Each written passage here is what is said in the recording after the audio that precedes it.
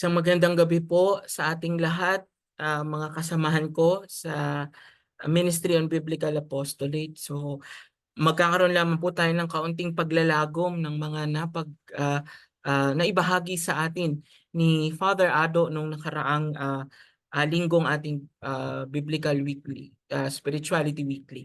Noong nakaraang linggo, nung isang ebanghelyo pa po, nung isang nakaraang linggo, nasundan natin na nais nang gawin hari ng mga tao, no, si Jesucristo. Ito ay dahil sila ay nabusog o nagkaroon ng himala, no, para sa kanila. Yung yung kulang sa kanila, no, ito ay napunan ng Panginoon. At sila ay sumunod dahil sa intensyon na ito na mapunan kung ano yung kanilang mga pagkukulang. At mula doon po ay tumuloy na sa mabuting balita nitong nakaraang linggo natin, no? Sa unang tatlong bersikulo po, pinapaliwanag sa atin doon na o pinapahiwatig sa atin doon na hindi naintindihan ng mga tao kung bakit sila sumusunod sa Panginoong Hesukristo, kung bakit sila sumusunod sa Diyos. At ang parehas na katanungan din naman ito sa atin, no? Ito ay katanungan din natin sa ating sarili, maaari nating pagnilayan. Bakit nga ba tayo sumusunod sa Diyos? Bakit nga ba tayo naglilingkod sa simbahan? Ito ba ay dahil may natatanggap tayo o natatanggap natin yung ating mga gusto, no? Nakakamit natin o may gusto tayong makamit, matanggap, kaya tayo sumusunod, no? Sa kalooban ng Diyos. At gayon din ang sinabi ng Panginoon Jesucristo sa mga taong ito. Sabi niya, hindi kayo sumusunod dahil naunawaan ninyo ang tanda. Sumunod kayo dahil nabusog kayo. No? Ang pagkagutom dito ng mga tao ay simbolo hindi lamang ng kanilang pisikal na pagkagutom, kundi maging ng kanilang kakulangan bilang tao. No? At yung kakulangan na yun nila bilang tao ay patuloy nilang hinahanap. Kaya mapapansin natin kahit nabusog na yung mga tao ay patuloy pa rin nilang sinundan pa rin nila ang Panginoon, no? Sapagkat may hinahanap pa rin sila sa kanilang kakulangan. Sumusunod kayo sa akin dahil may gusto kayo sa akin, no? May gusto ang tao na makuha. May kailangan sila sa Diyos. Sabi ni Father Ado, nilinaw niya, no, na hindi naman mo masama ang humingi sa Diyos ng lahat ng ating pangangailangan. Trabaho, pagkain, mga relasyon, no? Subalit, ang katanungan natin dito, ano nga ba ang tunay nating intensyon sa pagsunod natin sa kalooban ng Diyos? Yun lang ba ay dahil may nais tayong makuha? O yun lang ba ay dahil may nais makuha? Meron tayong gusto na nais nating makuha sa Kanya. Sa Ebanghelyo po ni San Juan, no, ayon kay Father Ado, ang ginamit na salita doon ay hindi yung salitang himala, kundi ang ginamit ay signs o tanda, no? Hindi ko pa alam kung nakuha ko ng tama yung salitang semeion, no, sa Griego. Sapagkat sa pamamagitan ng mga tanda, no, itong ginawang pagpaparami ng tinapay, ng pagkain, yung tanda na ito ay ipinapakita sa atin ng Panginoon na ang tanda tinuturo tayo sa bagay na mas mahalaga.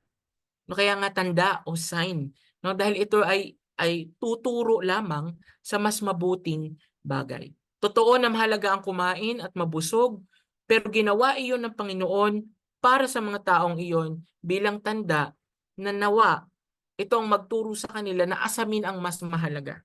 Asamin ang mas higit pa sa pisikal nilang kabusugan, no? Ito yung sa ebanghelyo natin na isang Panginoon na magbigay pa ng mas mabuti pa sa mga taong ito. Piniliwanag din po ni Father Ado na iba ang kagustuhan sa pangangailangan. Ang pangangailangan ay laging binibigay yan ng Diyos sa atin. No, ayon nga sa ebanghelyo ni San Mateo, di mo pa sinasabi ay alam na ng Diyos kung ano ang nasa puso mo, anong gusto mo, anong kailangan mo. Pero ang gusto natin, maaaring ito ay ibigay, maaari din namang hindi. Hindi ibibigay kung ito ay ikawawasak o ikasisira natin. Ibibigay ito kung ito ay sa ikabubuti natin. Ang mga tao sa ebanghelyo nung nakaraang linggo nabusog sa material na pagkain, pero bakit gutom pa din sila? No? Gutom pa din sila dahil ang pagkagutom nila ay tulad sa pagkagutom ng lahat ng tao. Gutom sa pag-ibig, gutom sa kahulugan ng buhay, sa kaligayahan, sa pagmamahal. Yung kulang sa tao o yung kanyang pagkagutom sa kanyang pagiging tao, sabi nga ni Father Ado, mas malalim pa ito sa gutom na nagbumula sa kanyang sikmura. Minsan, hinahanap natin yung ating pagkagutom bilang tao sa mga maling lugar, yung ating mga kakulangan, no? At gumagawa tayo araw-araw para makahanap ng solusyon sa pagkagutom na ito o kakulangan na ito. Subalit ang sinasabi sa atin ng Panginoon, huwag tayong gumawa para sa pagkaing nabubulok. Ang hinahanap daw natin o ang ginagawa natin ay pagkaing nabubulok at doon natin ibinubuhos ang ating lakas. Kapag iniligay natin ang buhay natin sa mga bagay na nabubulok o bagay na nasisira o nawawala, yung kahulugan mismo ng buhay natin ay mawawalan din ng halaga at saysay pag nawala na yung bagay na ito. No? Gaya pag nawala ang salapi, wala na rin ang buhay. No? Kung doon natin inilagak, ipinatong, ikinarga ang ating mga buhay. Inaalok tayo ngayon ng Panginoon ng higit sa bagay na kung anong meron tayo. Ang gumawa tayo para sa pagkain na hindi nabubulok. Mga pagkain na magbibigay sa atin ng buhay sa halip na alisin ang buhay sa atin. No? Gusto ko lang doon pong bigyan ng diin na sinabi ni Jesus, no? Maniwala kayo sa anak ng tao. Yung salitang believe, no? O pinaliwanag ito ni Father Ado mula sa Pisteo o emuna. Kung saan nanggaling yung salitang amen. Nangangahulugan daw po noon ay ilagay natin ang buhay natin doon, no? So ang sinasabi ng Panginoon dito, manalig kayo sa anak ng tao, no? Manalig kayo sa ipinadala ng Diyos. Ilagay natin ang ating buhay sa Kanya, no? Sa Kanya natin isasalig ang ating buhay sapagkat ang Diyos, ang Panginoon ay hindi mawawala. Hindi katulad ng mga bagay na nawawala. Ilalagay natin at isasalig natin ang buhay natin sa Kanya at sa mga bagay na hindi sa mga bagay na nawawala. No? At bilang pagwawakas, isang refleksyon, tanong ang binibigay sa atin ni Father Ado. Ano nga ba ang pagkain na kinukuhanan mo ng buhay ngayon natin, ng buhay ngayon? Yung mga pagkain bang nabubulok o nawawala? Mga pagkain na alok ng mundong ito? O ang pagkain ba, no, na nakasalig sa pagbibigay ng buhay sa atin, no?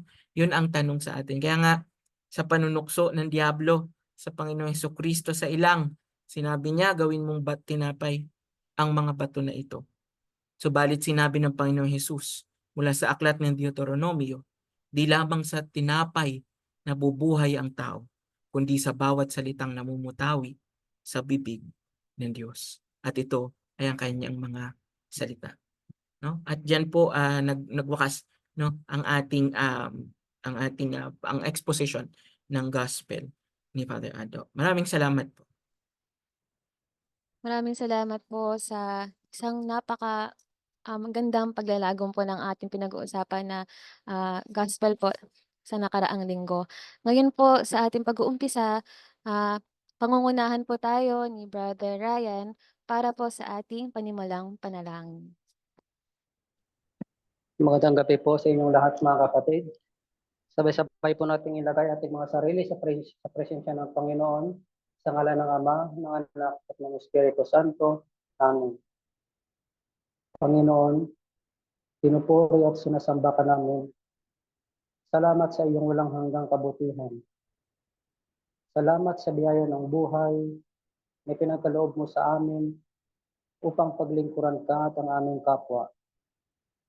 Nawa Panginoon, sa pagtitipon namin ito, upang pagnilayan ng iyong salita, ay patalob mo sa amin ng banal na Espiritu upang buksan ang aming puso at isipan, upang ang aming matutunan ay aming maisabuhay at patuloy na maibahagi sa iba. Patawad Panginoon sa aming mga pagkasala, patawad sa aming mga pagkukulang. Hinihiling namin Panginoon na bigyan mo po kami ng mabuting kalusugan bilang iyong lingkod. Tulungan mo po kami, Panginoon, na maging matatag at masigasig sa pagpapalaganap ng iyong salita. Gabayan mo po kami palagi na narito ngayon at ang aming pamilya, aming mga mahal sa buhay, ang aming mga kasamahan na nagbabahagi ng salita ng Diyos sa bawat parokya. Lalo tigit po si Father Adonis at si Sister Lacey. Ang hatong ito ay aming inihiling sa pangalan ni Jesus. Amen. Sa pangalan ng Ama, ng Anak, at ng Espiritu Santo. Amen.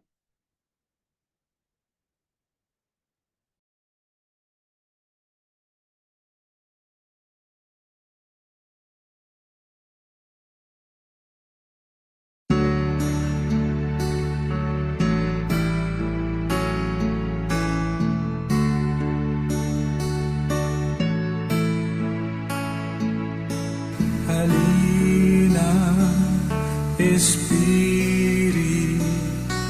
Santo,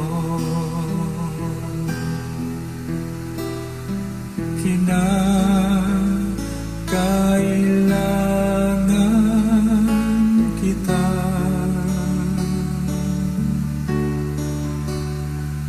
Sigla at lakas ng mahina, pag-asa ka namin lahat.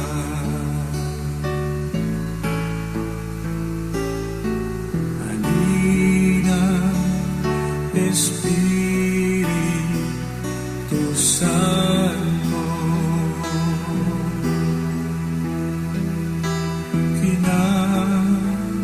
kailangan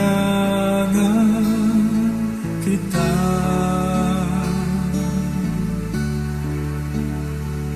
Sigla at lakas na mahina,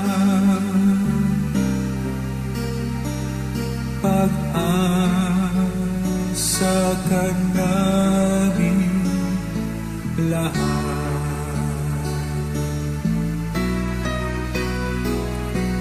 Halina, Espiritu Santo, kinakailangan kita.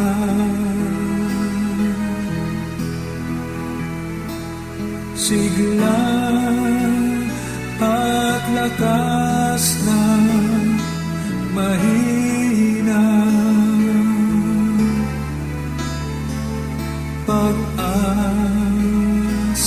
ka namin lahat.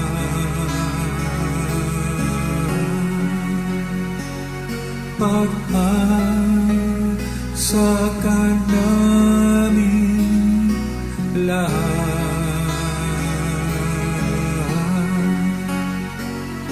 Pag-asa ka namin lahat.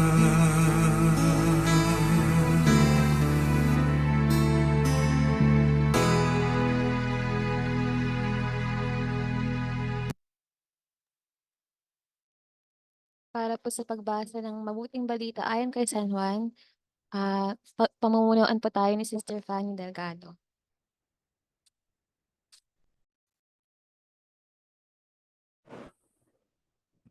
Hello, naririnig po ako. Yes po. Okay. Ang mabuting balita ng Panginoon ayon kay San Juan. Noong mga panahong iyon, nagbubulong-bulungan ang mga Hudyo dahil sa sinabi ni Jesus, "Ako ang pagkaing bumaba mula sa langit." Sinabi nila, "Hindi ba ito si Jesus na anak ni Jose? Kilala natin ang kanyang ama't ina. Paano niya ngayong masasabing, 'Bumaba ako mula sa langit'?" Kaya't sinabi ni Jesus, "Huwag kayong magbulong-bulungan. Walang makalalapit sa akin malibang dalhin siya ng amang nasugo sa akin. At ang lalapit sa akin ay muli kong bubuhayin sa huling araw. Nasusulat sa aklat ng mga propeta. At silang lahat ay tuturuan ng Diyos. Ang bawat nakinig sa Ama ay natututo, lalapit sa akin. Hindi ito nangangahulugang may nakakita na sa Ama. Yaong nagmula sa Diyos ang tanging nakakita sa Kaama. Sinasabi ko sa inyo, ang nananalig sa akin ay may buhay na walang hanggan. Ako ang pagkaing nagbibigay buhay. Kumain ng mana ang inyong mga ninuno nang sila'y nasa ilang. Gayon may namatay sila. Ngunit ang sinumang kumain ng pagkaing bumaba mula sa langit ay hindi mamamatay. Ako ang pagkaing nagbibigay buhay na bumaba mula sa langit. Mabubuhay magpakailanman ang sinumang kumain nito. At ang pagkaing ibibigay ko sa kabubuhay ng sanlibutan ay aking laman. Ang mabuting balita ng Panginoon. Pinupuri ka namin, Panginoon. Salamat po, Sister Fanny. Ngayon po, ay mas pinilayan po natin ang salita ng Diyos sa pamamagitan po ng awit po na ito.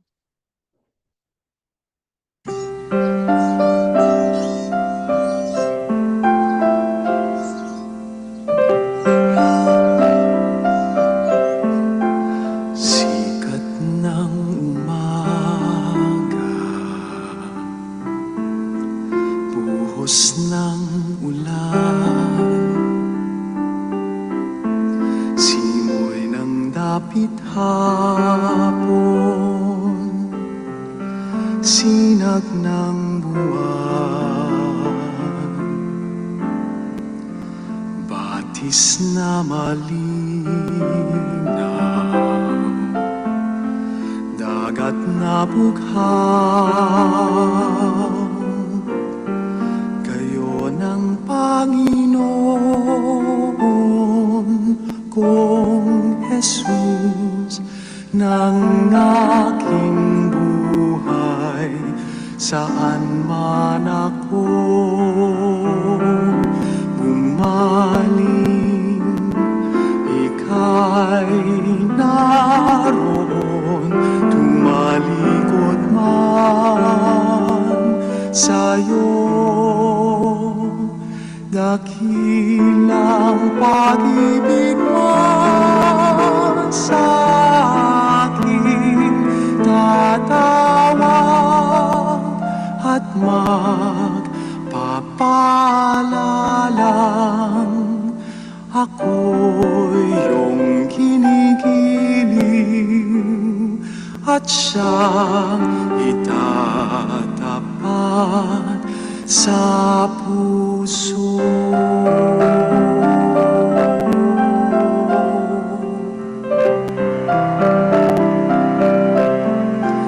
Tinig ng kaibigan,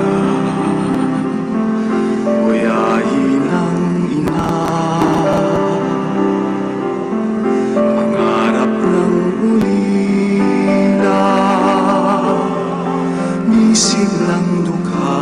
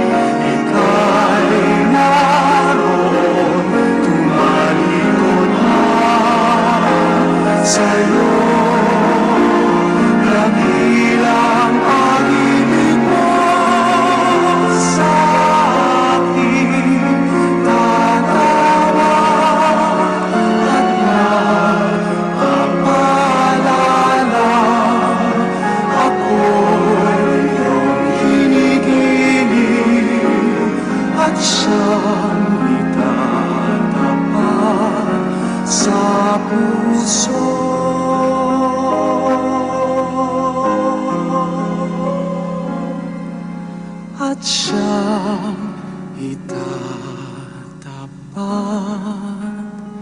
sa puso.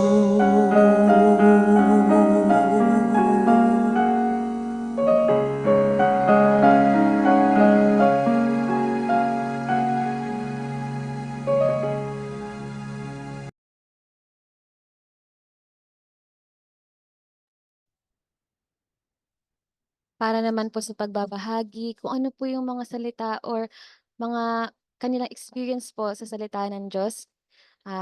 Welcome po natin si Ate Lani Agoho. Magandang gabi po sa lahat. Audible naman po ako na naririnig po ako. Yes po. Apa. Magandang gabi po sa ating lahat. Napakaganda po ngayon ng ating gospel ditong darating na linggo. Pero may particular na nag-strike sa akin sa gospel. Ito yung sinabi ni Jesus na ang nananalig sa akin ay may buhay na walang hanggan. Ngunit ang sino mang kumain ng pagkain bumaba mula sa langit ay hindi mamamatay. Ako ang pagkain nagbibigay buhay na bumaba mula sa langit. So, nung nabasa ko itong gospel na to, bumalik po yung panahon ng pandemya. Na panahon na kung saan hindi lamang ako, lahat tayo takot na mawalan ng buhay, na ma-infect ng virus, yung COVID-19. So, nung panahon ng pandemya, kami mag-asawa, isa po kami sa mga tinamaan ng COVID. Alam niyo po yung naramdaman ko nung time na yon. Hindi naman po takot sa buhay ko, sa buhay namin mag-asawa, kundi takot na baka po kami makahawa ng iba, lalo na yung mga may comorbidity at hindi kayanin yung virus na mag-result sa pagkawala ng kanilang buhay. So, dahil po doon, di ba, ang ginawa po namin kinontak po namin yung barangay namin, tapos para ma-isolate po kami. So dinala po kami sa COVID facility ng Maynila, isa sa mga COVID facility ng Maynila, na kung saan nagpa-isolate po talaga kami. Kasi mahirap po, kasi syempre sa bahay ninyo or sa mismo. Pero yung puntos ba na ma-lockdown yung buong lugar, yung buong street, kawawa naman po yung mga naghahanap buhay. So, iyan po. Di bali, yung naranasan po namin, katulad lahat po ng simptomas, katulad ng pagkawala ng lasa, panlasa, pang-amoy, tapos trinangkaso, yung hirap sa paghinga, yung kinakapos ng hininga. Hindi naman totaling hirap, kundi kinakapos lang po kami ng hininga. Yun yung mga naranasan namin. Tapos yung may sudden na nawawalan ka ng focus, ang dami. Yun yung mga nangyari po sa amin. So talaga pong ginawa po namin ng paraan para ma-isolate kami at hindi na po kami makahawa pa. So dun sa facility, at least dun sa facility, may mga activities po doon at saka contained po kami na meron nagbibigay ng mga pagkain, yung ganyan. So, kumbaga kami ay alaga naman. May mga doktor, at least nandoon kami. Comorbid din po kasi ako, may comorbidity ako, hypertensive ako. So, talagang sinicure po namin ang aming sarili, hindi lamang po sa aming kapakanan, kundi po sa kapakanan ng mga kapitbahay namin at sa mga taong makakasalamuhan namin, maging sa mga kasama ko sa office, kasama ko sa simbahan, talagang in-isolate po namin. Doon nakita ko po na throughout yung quarantine period namin, yung maraming realization, syempre ang kasama po namin doon talaga, yung kasama namin throughout those journey na yung Bible at saka yung maya't maya yung misa online, kasi online noon. So marami realization, marami akong natutunan na hindi lamang po kumbaga hindi dapat tayo mawala ng pag-asa, kumapit lang tayo sa ating pananampalataya. Si Jesus nandiyan dyan parati sa atin. Siya talagang tunay na nagbibigay buhay at magbibigay buhay sa atin sa lahat ng pagkakataon. So, yung nakita ko rin po isa sa na-realize ko na walang yung walang means or walang sinabi yung kung halimbawa ay ikaw ay may kaya, yung may pera, wala nung pandemya, walang parang sasabihin po natin in other words na parang walang kwenta yung kung may pera ka man, pero hindi ka healthy, tapos kung yung mga position noon, wala rin. Kasi nandoon ka lang, contained ka lang, nandoon ka lang sa bahay ninyo, nandoon ka lang sa facility. So tanging ang longing ng bawat isa sa atin, lalo na ako, personally, yung time na yon na makatanggap ng katawan ni Kristo, pero hindi mo magawa dahil pandemic eh. Wala yung face-to-face na mass. Kaya nagpapasalamat po ako sa kahit papano binigyan tayo ng pagkakataon ngayon ng ating Panginoon na sa mga karanasang iyon na sana magbigay sa atin ng realization sa bawat isa na bigyan natin ng lalim ang ating pananampalataya dahil siya ang tunay na na Panginoon at tanging Panginoon na nagbibigay buhay po sa atin at mag-promise ng walang hanggang buhay. So, end of sharing. Thank you po. Maraming salamat po, Ate Lani, sa iyong pagbabahagi. Ngayon po ay susundan po ito ng pagbabahagi rin po ng isang Bible apostolate po, si Brother Elson Tolentino.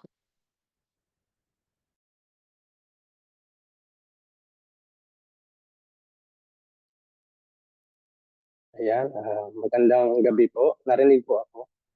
Yes po.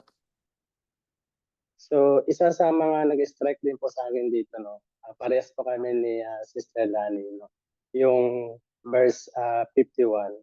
Sabi niya, ako ang tinapay na nagbibigay buhay, na bumaba mula sa langit at mabubuhay magpakailanman. Ang sinumang kumakain ng tinapay na ito. So, ito po yung nagbigay sa akin ng insight sa aking buhay. So, tayo po bilang mga mananampalatayang Katoliko, tinatanggap po natin sa ating pang-araw-araw na buhay si Kristo, ang ating Panginoon, na siyang nagbibigay buhay sa atin. So, kapag tayo ay nagsisimba, no, tinatanggap natin ito ng may pag-ibig, may pagmamahal, at may paggalang sa ating Panginoon. Kasi nga, ito yung nagbibigay din sa atin ng kalakasan sa ating buhay. So, sa akin po, experience po, no, sa bilang bilang minister sa parokya po namin. So, hindi naging madali yung una. So, marami po akong na-encounter na mga may sakit na nasa liblib na bahagi ng lugar, no, sa aming nasakupan ng parokya. Merong mga mayayaman na may mga may sakit, merong talagang may hirap. So sa pagdadala ko po ng Holy Communion o katawan ni Kristo sa mga may sakit, dito po ay experience ko na nagkakaroon po sila ng sigla. Nagkakaroon po sila ng lakas kasi tinatanggap nila ang Panginoon, no? At isa na po doon nung this Sunday, no, matagal ko na po siya nakikita na may sakit at bagong opera din siya sa breast cancer. So naisip ko na parang may bumulong lang sa aking isipan na bakit hindi ko ito bigyan ng katawan ni Kristo, ng Panginoon ang may sakit na ito. Sabi ko, tinanggap ko si Kristo at dala-dala ko si Kristo sa mga may sakit. Sabi ko, bakit ito ang isa? Nakakaligtaan ko na dalhan din siya. So, in the following Sunday, dinalhan ko po talaga siya. So, pinaalam po namin muna sa parish priest namin na kung pwede. At pumayag naman po na dalhan. So, dito ko po nakita na yung saya niya at yung iyak niya na nung tinanggap niya na si Jesus sa pamamagitan ng tinapay na osya, no? Dito siya ay napaluha. So hindi ko alam kung ano yung kanyang nararamdaman sa kanyang sarili. So nakita ko po yung pagiging dalamhati niya. Pero nung tinanggap niya, yung binigay ko sa kanya, yung kinain niya na ito, parang nagkaroon po siya ng isang malaking pagbabago, yung lakas. Nagkaroon po siya ng sigla. So, dito ko rin nakita na unti-unti na sumisigla siya na kapag nire-receive niya ito. Kaya kapag hindi po ako nakapunta, so parang nangihinayang ako na hindi ko po siya madadalhan. Kaya talagang pinipilit ko sa sarili ko na ito po yung mission din na si Jesus ilapit sa kanila. So, yun lang po at maraming salamat. Maraming salamat po, Brother Nelson. Ngayon po, dadako na po tayo sa exposition po ng ating Ebanghelyong binasa. So, pakinggan po natin ang ating director, si Father Ado Saclolo.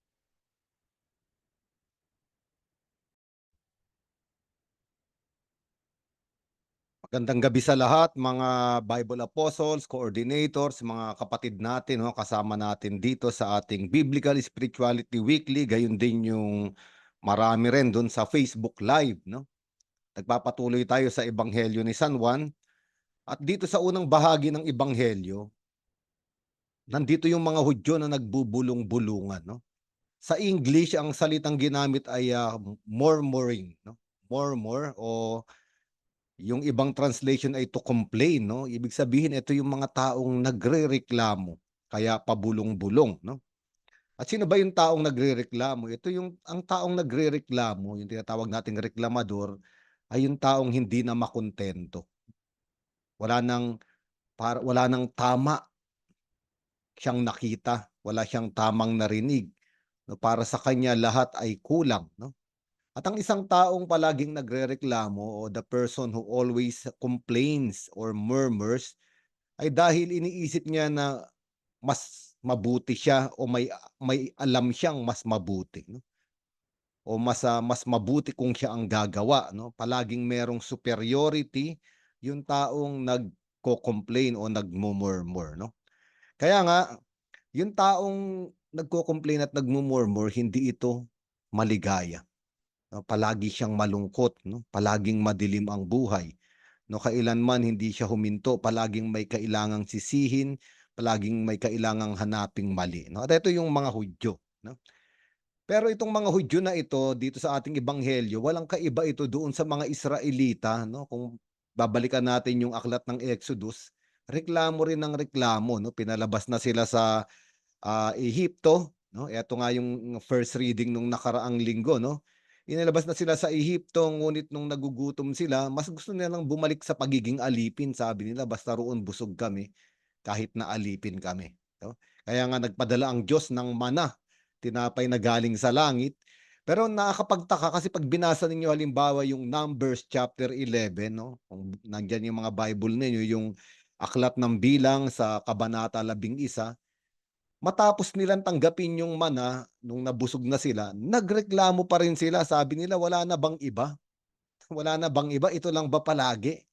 So, ibig sabihin, ito yung mga taong kahit ano ang tanggapin, kahit ano ang ibigay, ay hindi nagiging kontento, no? Walang kakontentuhan, no? Walang sapat, no? Ang taong palagi nagrereklamo kailanman ay walang sapat na dumating sa kanya, no? Kaya nga itong mga Hudyo na ito, para sa kanila, hindi nila matanggap si Jesucristo nung sabihin ni Jesucristo, siya yung bumaba mula sa langit, hindi nila matanggap. Bakit? Kasi nga hindi nila mapaniwalaan dahil mas may alam sila.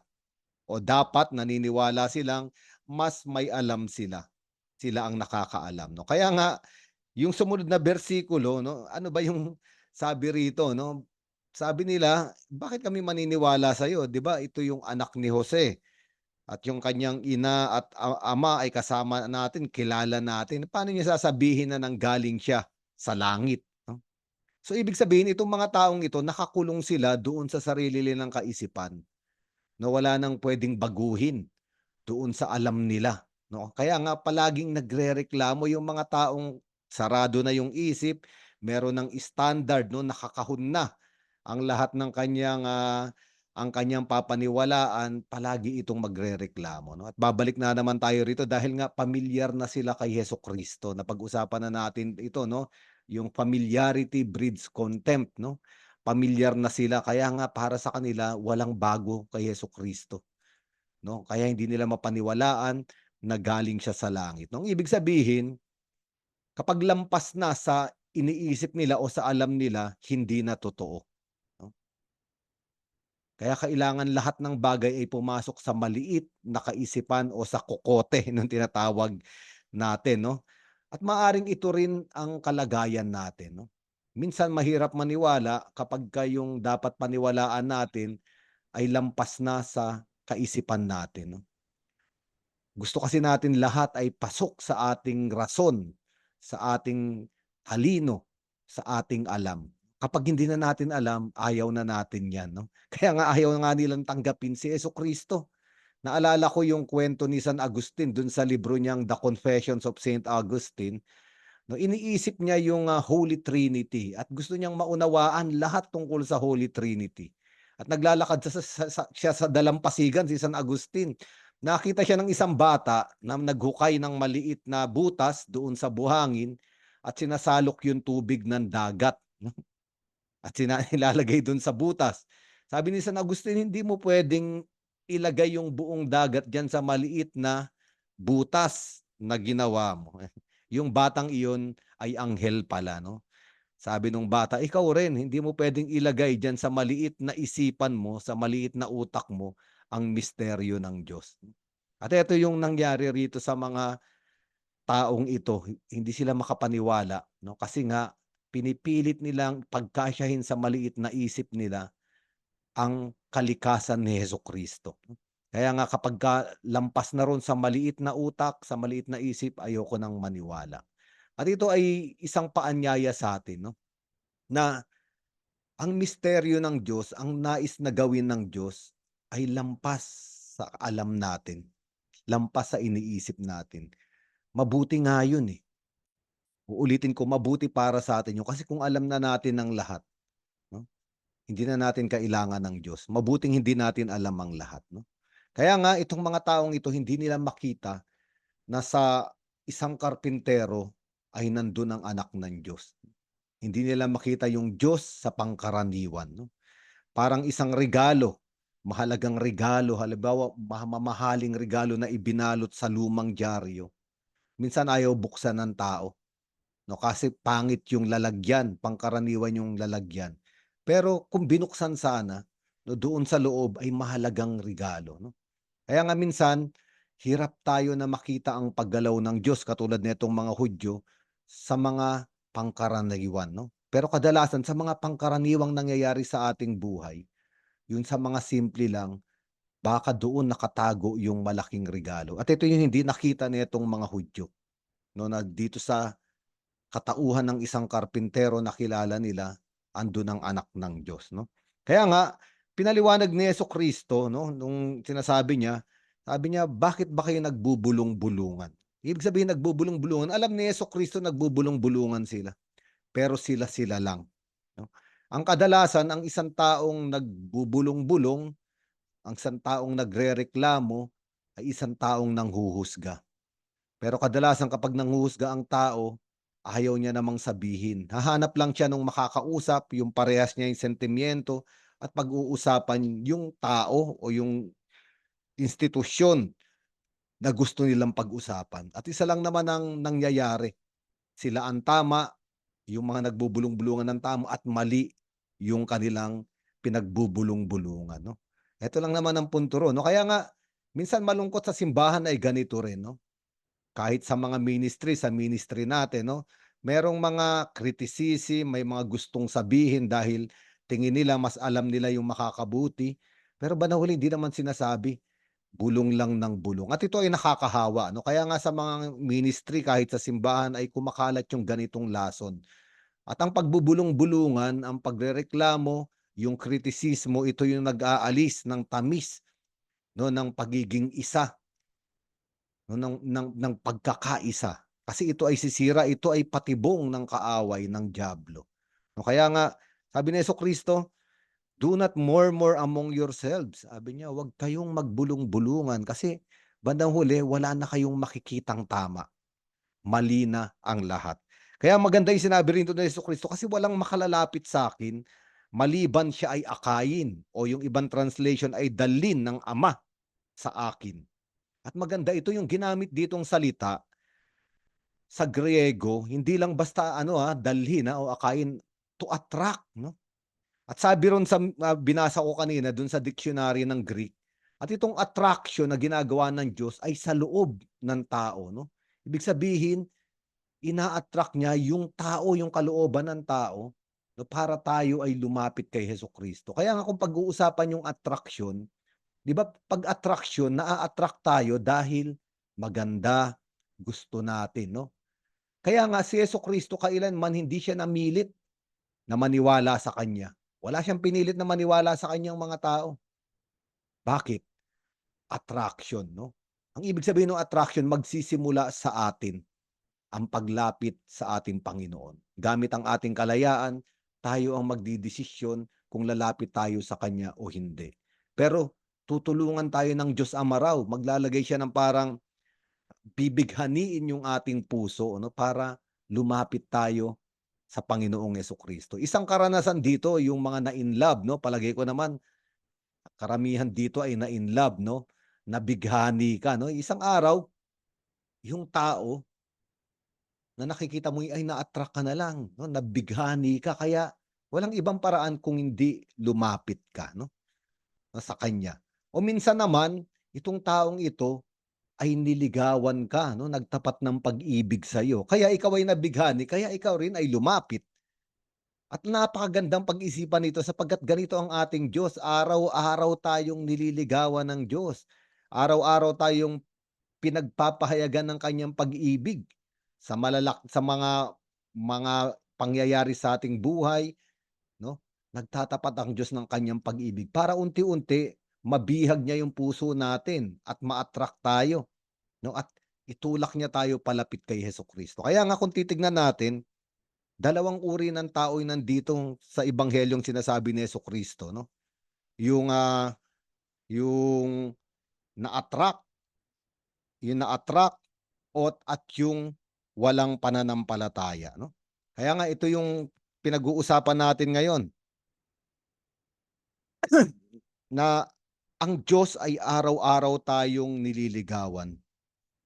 Tayo ay tinutulungan, no? Tayo ay binibigyan ng pag-ibig, karanasan ng pagmamahal, no? Karanasan ng pagmamahal.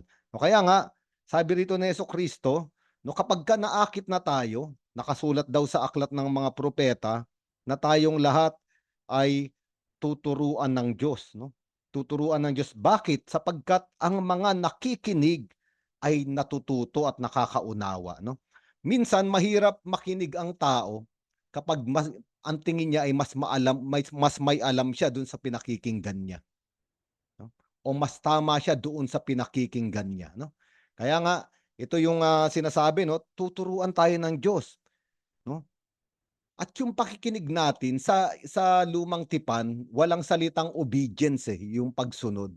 Isa lang ang ginagamit na salita ron, yung shema, yung makinig, no? Kaya nga totoo, yung taong naakit na ng Panginoon, no, itinanim na sa puso yung pagkabaghani sa Diyos, no? Itong taong ito yung taong lalapit na, no? Taong lalapit na, no? At taong matututo, at taong makikinig.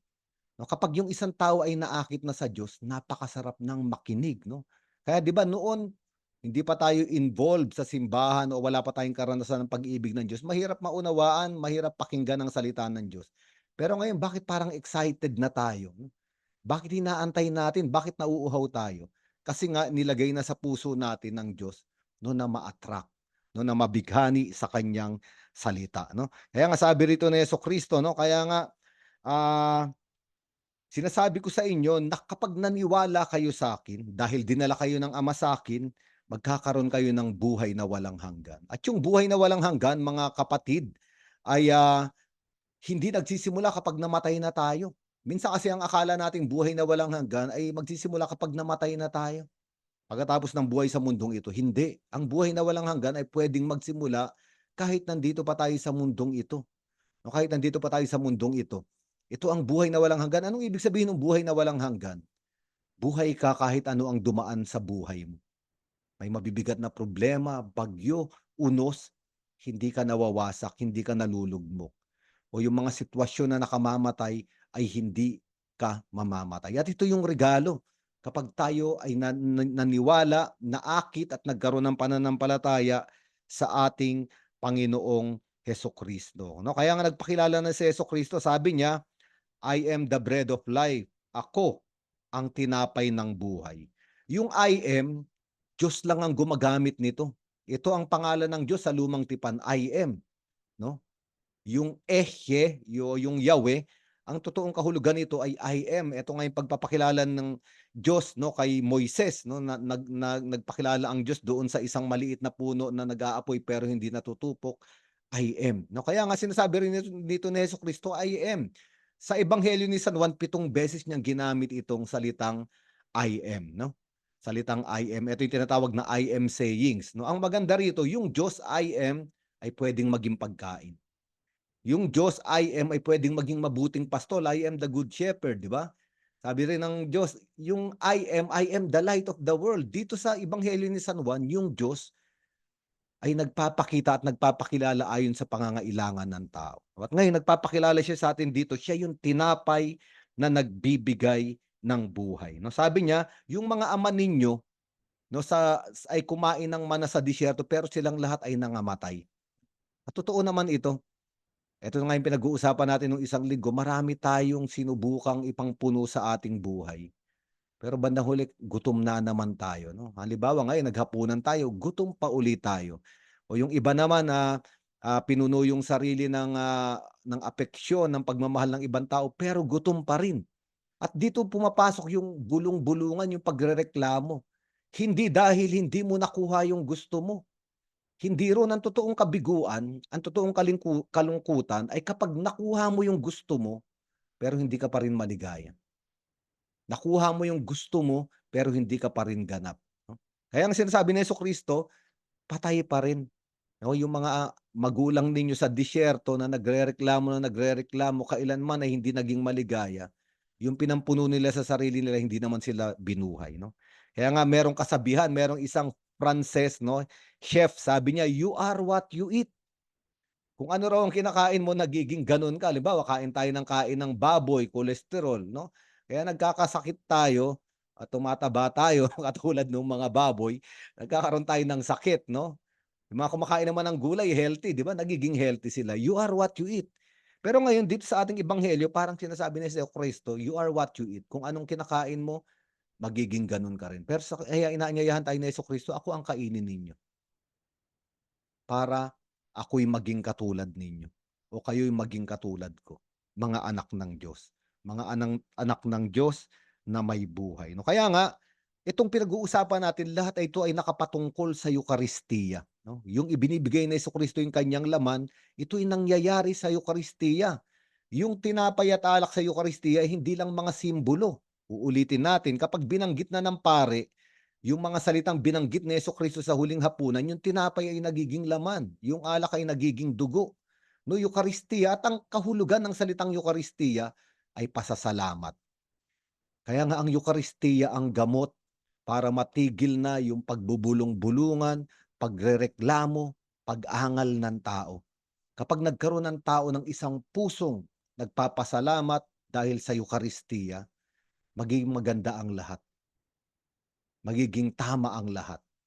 At tayo ay papatnubayan ng Panginoon. Sige, tapusin po natin dito ang ating pagbabahagi. No? Sige po, ngayon tayo magtataas ng panalangin. Kung sino man yung nais magtaas ng panalangin, gawin nyo po ng may malakas na tinig, mag-unmute po kayo.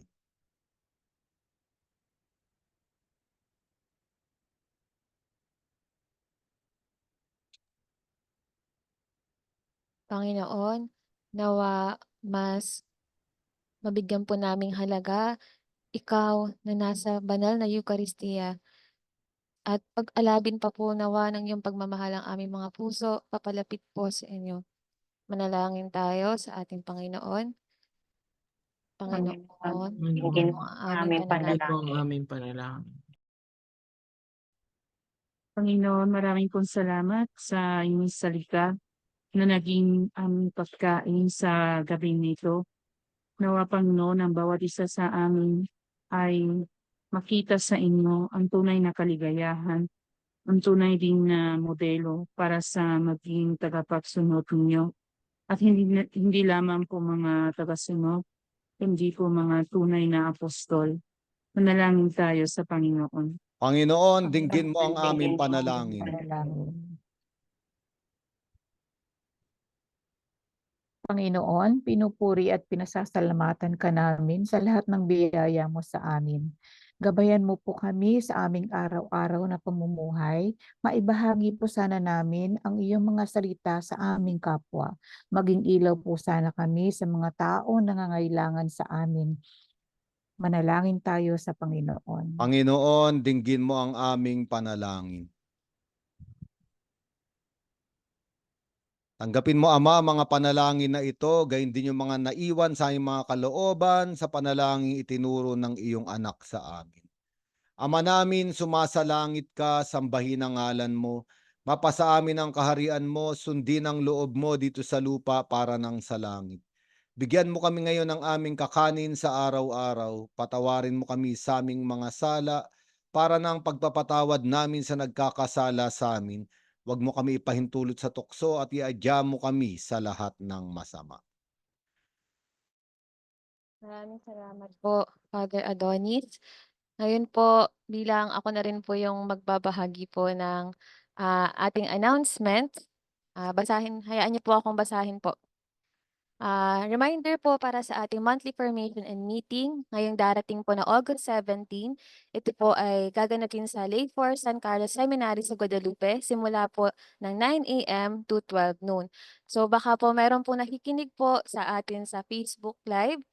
Para po sa mga newly appointed or sa mga interesado po na sumali po sa Biblical Apostolate Ministry ng kanilang parokya, maaari po kayong mag-message po sa amin sa aming Facebook page. Ano po yun? Arca Ministry on Biblical Apostolate. So samahan niyo po kami at sama-sama po tayong pakinggan po ang salita ng Diyos. And isa pa po, ang Arcam MBA, pasensya po sa ingay. So Arcam MBA planning ngayong September 13 to 15, pinapaalalahanan po namin ng mga biblical coordinators po ng iba't ibang parokya. Message nyo na po sana kami. Sister Laces po ako para po malista po namin kayo at mapasama po kayo sa bilang na makakasama po namin sa St. Michael's Retreat House. So muli po, ito po ay September 13 to 15. So next month na po yun.